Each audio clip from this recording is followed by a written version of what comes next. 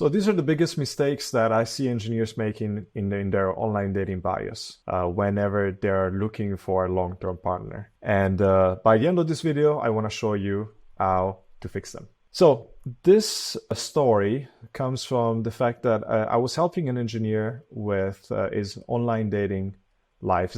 He's a tester for the dating ads program that we're running. But we're currently not running dating ads because we're getting Facebook dating advertiser approval. And so in the meantime, I was helping with this online dating.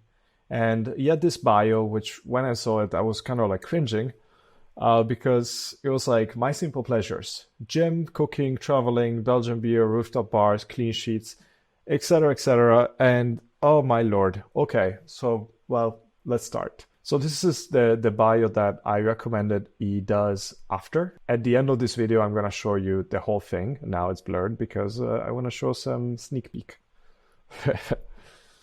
So who am I to speak about this? I grew up as an ugly duckling with no friends, no social skills, and tons of anxiety. I'm on the right in all these pictures, the person that's like furthest away from everyone else. And that's because I was the last person to be picked whenever people were like choosing like teams at school. I got bullied a lot. I was a major introvert, then I actually became an extrovert by fundamentally taking massive action. And I've been helping engineers with their dating lives, with cold approaching and with online dating since 2019. And when I was 17 years old, I set up some goals for myself. One of them was to find a model girlfriend. Is it superficial? Probably, but at that time, that is what I cared about. Especially coming from my background, which was, not that, obviously. Then I went to Malaysia. I met Nella. She was on a modeling contract in Kuala Lumpur. This is her. She looks stunning. I am so lucky. She's now my partner in life and in business. And this is us on our anniversary. So these are the mistakes that engineers make in online dating. Especially in the bios part, they usually make very generic statements. So things like, I like traveling, with like the flight emoji, like, Jesus Christ. I like the gym, muscle, haha. Okay, sorry, it's just like, oh my Lord. And then I like going outside. It's like, oh. The problem with this is that everyone likes these things. Everyone likes traveling. Everyone likes the gym. Everyone likes going outside. And so if you're setting yourself up to be in a place where you have a lot of competition and every single girl has like 1,000 alternatives, there's like 1,000 different people that can pick from, you gotta get smarter with like the bio and the contents of that. And so this is another issue, which is boring statements. So something else that my tester wrote on his bio was like, I'm looking for someone to start a family with. Also, someone to share those awe-inspiring, stomach-dropping feelings you get when taking epic views around the world. So this is very bad for a lot of reasons. Awe-inspiring, stomach-dropping, this is just confusing adjectives. It's very generic still, because it's like it's talking about traveling, and it just feels fake. I don't know how else to put it. It just feels very fake, especially with the emojis. And that's another issue with this profile. It's like the many emojis. It's just, like this is not working. So I told them that we had to fix it. And this is something it was in Hootsuite. I think it just went online now. Just like, I've never seen an engineer's online dating profile get more matches by using emojis. Like, really, I've never seen that before. So I would not recommend they use emojis in your dating profiles. So intriguing stuff engineers write in their online dating bios. This is us turning it around, actually trying to make it better. I like Dungeons and Dragons, JavaScript, and Python. It's my version of extreme sports. Now, I know you might be like, wait, are you crazy? Like, this is like stuff that I'm like, I'm a nerd. I don't want to show I'm a nerd. I want to show that I'm cool, right? It's like, bear with me now, okay? Like, this is, I'm going to explain the reason for this. I like encryption. It's like writing secret love letters, but to myself. Sick.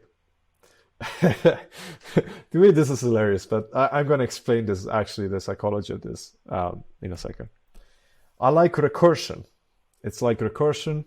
It's like recursion. So this is a joke on recursion, which it's like a thing that it's like a thing that repeats itself. I'm not an engineer, so I don't really know specifically, but it made sense in the context of the joke.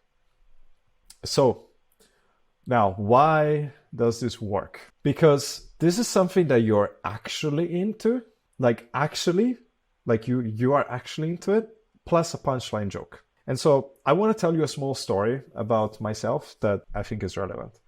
So when I was like 17 years old and I was starting with this whole like space of like learning seduction and learning social skills, I worked on myself a lot, and I saw that when I was talking about the topics that I was actually into with my friends, my face was lighting up, my eyes were lighting up, like I was getting like energized, and I had all this energy to talk about like these things. And at the time I was like into like Minecraft, and I was also into Pokemon because I was a late bloomer, so it was like a thing for me. And whenever I would talk about Minecraft, it was like, wow, man, like I was doing like PvP and it was awesome. And, you know, my elo score is like 2100 now in Battle Lion, and like I'm so cool, and like I'm really fucking good at it. Like, this is awesome, right? And when I was talking about it with friends, like they were all commenting like, wow, like it really shows that you're into it. This is when I started actually having friends, because I was working on myself. And so when I was going on dates, I saw, wow, like I can do the same. I can actually talk about Minecraft with like dates, because like my face lights up, and so it's a good thing. So I started actually doing it. And when I was doing that, people were like, wow, like this is awesome. I want to go play Minecraft now. Let's go PvP in Battle Lion. This is amazing. And so it's actually talking about your real passions, the real stuff you're into, is such a big difference. Now, you don't have to do punchline jokes if you're in person. If you're online, people cannot see your facial expressions yet. And so having a punchline joke at the end makes it more applicable. It's a little easier to catch onto. And the fact that it's congruent, if you show up and you're an engineer and you're putting pictures on, there is a lack of connection between like someone that looks nerdy and then talking about them like being into the gym. Now, you might be going to the gym as well. I'm not saying you don't, but like it's a lot more powerful if you talk about the things you're actually into, because that feels a lot more genuine. And the thing is, like, women don't really care about you being into the same things that they're into. They just care that you're passionate. They just care that you have passions, because that's a very attractive trait. And so this is the formula. You want to talk about things you are actually into, plus a punchline joke at the end. You could think of it as like a setup. I like Dungeons and Dragons, JavaScript, and Python. That's a setup.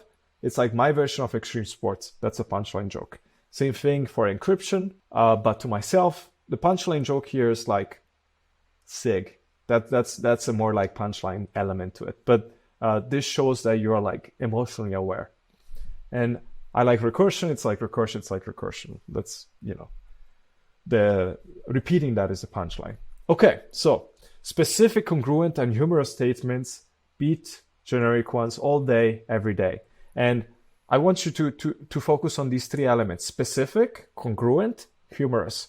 So specific, Dungeons and Dragons, JavaScript, Python, encryption, recursion. And then what is it?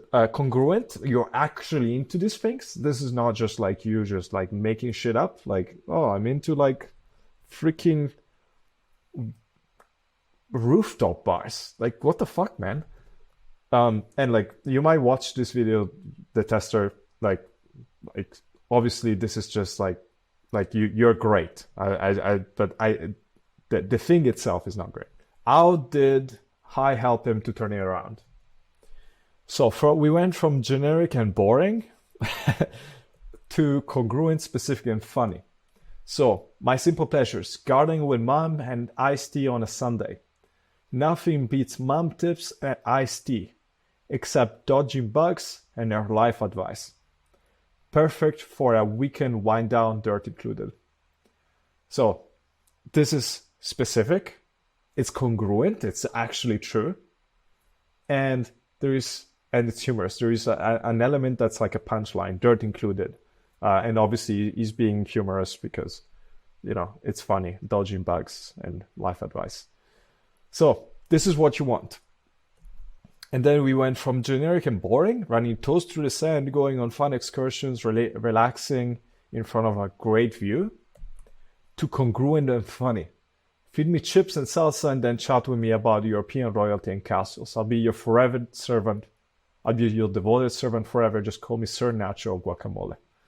So this is actually stuff that he's into. And there is a punchline. Amazing. And then we went from confusing, someone to start a family with, also someone to share those awe-inspiring, stomach-dropping feelings you get when taking in epic views around the world. Then we went to something that's clear. I'm looking for someone to start a family. Period. That's it. That's it. There is no need to say more.